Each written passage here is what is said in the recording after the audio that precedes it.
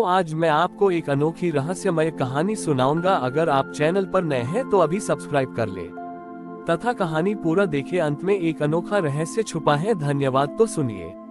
एक बार संसार के मध्य में एक ऐसी नगरी थी जिसका नाम प्रगतिपुरम था।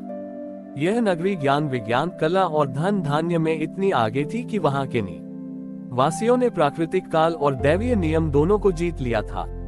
वहां कृत्रिम सूर्य थे, कृत्रिम वर्षा होती थी और वहां के लोग अपनी बुद्धि पर इतना गर्व करते थे कि उन्होंने ईश्वर की आवश्यकता को पूरी तरह नकार दिया था। प्रगतिपुरम का सबसे बड़ा आविष्कार था स्मृति स्तंभ। यह एक ऐसा यंत्र था जो हर व्यक्ति के सारे जीवन के अनुभवों, ज्ञान और सफलताओं को रिकॉर्ड करता था। लोगों का मानना था कि जब वे मरेंगे तो उनका भौतिक शरीर भले ही नष्ट हो जाए, लेकिन उनका स्मृति स्तंभ उन्हें अमर बना देगा, क्योंकि उनका सारा ज्ञान अगली पीढ़ी को उपलब्ध होगा। इस अहंकार से दुखी होकर भगवान विष्णु ने निर्णय लिया कि वे उन्हें विस्मृति, फॉरगेटफुलनेस का महत्व सिखाएंगे। विष्णु जी ने स्वयं को एक अति साधारण और शून्यचित बच्चे के रूप में बदला, जो न बोल सकता था, न याद रख सकता था। ये बच्चा विस्मृति बालक के नाम से जाना जाता था और वह प्रगतिपुरम के मुख्य चौक में भटकता रहता था। लोगों ने इस बच्चे को अनदेखा कर दिया क्योंकि उसकी कोई उपयोगिता नहीं थी। वह न तो कुछ याद रखता था और न ही कोई ज्ञान देता था। एक दिन प्रगतिपुरम में एक भयानक महामारी फैल गई। यह महामारी इतनी विचित्र थी कि यह न केवल लोगों के शरीर को बल्कि उनके स्मृति स्तंभों को भी नष्ट कर रही थी। लोग अपने बीते हुए कल को भूलते जा रहे थे और उनके रिकॉर्डेड अमरत्व का आधार टूट रहा था। पूरे नगर में भय और अराजकता फैल गई। नगर के वैज्ञानिक और दार्शनिक भयभीत थे। वे अपने पिछले ज्ञान को याद नहीं कर पा रहे थे, जिससे वे वर्तमान समस्या का समाधान नहीं खोज पा रहे थे। उनकी सारी प्रगति और सारा रिकॉर्ड किया हुआ ज्ञान व्यर्थ हो गया। तभी लोगों की नजर उस विस्मृति बालक पर पड़ी। वह बालक जिसे महामारी छू भी नहीं पा रही थी, पूरी तरह शांत था। उसे याद ही नहीं था कि कोई महामारी फैली हुई है या लोग मर रहे हैं। वह बस अपने सामने पड़े टूटे हुए खिलौनों को उठाता, उन्हें देखकर मुस्कुराता और फिर उन्हें भूलकर अगले खिलौने को उठा लेता। उसके चेहरे पर न तो अतीत का भय था और न भविष्य की चिंता। लोगों ने उस बच्चे की शांति देखकर आश्चर्य किया। एक दार्शनिक जिसने अपनी सारी विद्वता खो दी थी, बच्चे के पास आया और पूछा, हे बालक, तुम क्यों नहीं डरते? हमें बताओ, इस महामारी से कैसे बचें? उद्धरण चिन्ह। विस्मृति बालक ने कोई जवाब नहीं दिया, लेकिन उसने उस दार्शनिक के हाथ में एक टूटी हुई घड़ी थमा दी। दार्शनिक ने घड़ी को देखा, उसके सारे पुर्जे बिखरे हुए थे। उस क्षण दार्शनिक को गहन बोध हुआ, हमारा जीवन भी इस टूटी हुई घड़ी जैसा है। हम लगातार अतीत को जोड़ने और भविष्य को नियंत्रित करने की कोशिश करते हैं, जबकि हमें केवल वर्तमान क्षण को स्वीकार करना चाहिए। नगर के लोगों ने समझा कि उनकी सारी प्रगति ने उन्हें केवल अहंकार और डर दिया था। उनके स्मृति स्तंभ ने उन्हें अमर नहीं बनाया, बल्कि उन्हें अतीत का गुलाम बना दिया था। उन्होंने उस बच्चे विष्णु की विस्मृति को स्वीकार किया। उन्होंने बीते हुए कल की चिंता करना छोड़ दिया और केवल वर्तमान में जीने पर ध्यान केंद्रित किया, जैसे कि यह हर पल एक नया जन्म हो।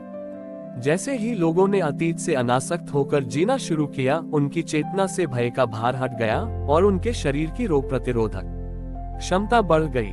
धीरे धीरे महामारी कम होने लगी। इस प्रकार भगवान विष्णु ने विस्मृति बालक के रूप में ये सिखाया कि सच्ची मुक्ति अमर होने में नहीं, बल्कि हर पल को नए सिरे से जीने में है, जहाँ विस्मृति ही नया जन्म है। उन्होंने सिद्ध किया कि सबसे बड़ा ज्ञान अनुभवों का ढेर नहीं, बल्कि सरल और शून्यचित वर्तमान है। महामारी शांत होने के बाद प्रगतिपुरम के निवासी अब बिल्कुल बदल चुके थे। उनकी सारी तकनीकी उन्नति और उनके अमरत्व का घमंड धूल में मिल चुका था। उन्होंने देखा कि उनकी सारी बुद्धिमत्ता उन्हें बचाने में विफल रही, जबकि विस्मृति बालक की सरल शांति ने उन्हें नया जीवन दिया। नगर के प्रमुख वैज्ञानिक जिन्होंने स्मृति स्तंभ का निर्माण किया था, वे अब उस बच्चे विष्णु के चरणों में बैठे थे।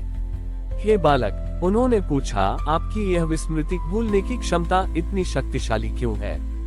क्या इसका अर्थ यह है कि हमें अपने ज्ञान और इतिहास को पूरी तरह त्याग देना चाहिए? उद्धरण चिन्ह। विस्मृति बालक ने अपनी कोमल आवाज में, जो अब स्पष्ट हो गई थी, उत्तर दिया, नहीं। विस्मृति का अर्थ अज्ञानता नहीं है। विस्मृति का अर्थ है भारहीनता। विष्णु जी ने समझाया। ग्रेटर देन तुम सबने अपने स्मृति स्तंभ को अपनी पहचान बना लिया था। तुम अपने ज्ञान के बोझ से इतने दबे थे कि तुम्हारे पास नया कुछ सीखने की जगह ही नहीं बची थी। तुम अपने अतीत की सफलताओं के गुलाम बन गए थे और डरते थे कि कहीं वह सफलता हाथ से निकल न जाए। ग्रेटर देन विष्णु जी ने उन्हें एक अंतिम रहस्य बताया। मेरी योग निद्रा भी एक प्रकार की विस्मृति है। मैं सृष्टि को नष्ट करने के बाद गहरी नींद में जाता हूँ ताकि मैं पुरानी सृष्टि के बोझ से मुक्त होकर हर बार एक नई मौलिक सृष्टि का निर्माण कर सकूं। मेरा सोना ही मेरा सृजन है। विष्णु जी ने आदेश दिया कि नगर के लोग अब अपने स्मृति स्तंभों को पूरी तरह नष्ट कर दें। इसके बजाय उन्हें एक शून्य मंदिर बनाना चाहिए। वैज्ञानिकों ने वैसा ही किया। उन्होंने नगर के केंद्र में एक ऐसा मंदिर बनाया जहां कोई मूर्ति नहीं थी, कोई रिकॉर्ड नहीं था और न ही कोई उपदेश था। मंदिर केवल शांत खाली जगह थी। हर दिन नगर के लोग इस शून्य मंदिर में आते थे। वे अपने पिछले दिन की गलतियों, चिंताओं और सफलताओं को जानबूझकर भूलने का अभ्यास करते थे। वे सीखते थे कि हर सुबह एक नई शुरुआत है और हर पल वर्तमान है। प्रगतिपुरम का पुनर्निर्माण हुआ, लेकिन अब उनकी प्रगति अतीत पर आधारित नहीं थी बल्कि वर्तमान की नवीनता पर आधारित थी। लोग अभी भी विज्ञान और कला का अध्ययन करते थे, लेकिन अब वे अपने ज्ञान को गर्व के बजाय सेवा के लिए उपयोग करते थे। इस प्रकार विस्मृति बालक भगवान विष्णु ने ये सिखाया कि जीवन का सबसे बड़ा वरदान यह है कि हमें हर सुबह एक नई शुरुआत करने का मौका मिलता है और सच्ची अमरता शरीर या रिकॉर्ड में नहीं बल्कि क्षण दर क्षण नवीन चेतना में निवास करती है। हमारी और भी आध्यात्मिक एवं अनोखी कहानियां देखने के लिए हमारे चैनल पर जाएं तथा धार्मिक एवं पौराणिक अनोखी कहानियां हमारे चैनल पर है। कृपया जाके देखें तथा हमारे चैनल को सब्सक्राइब करके रखें और वीडियो लाइक जरूर करें। धन्यवाद।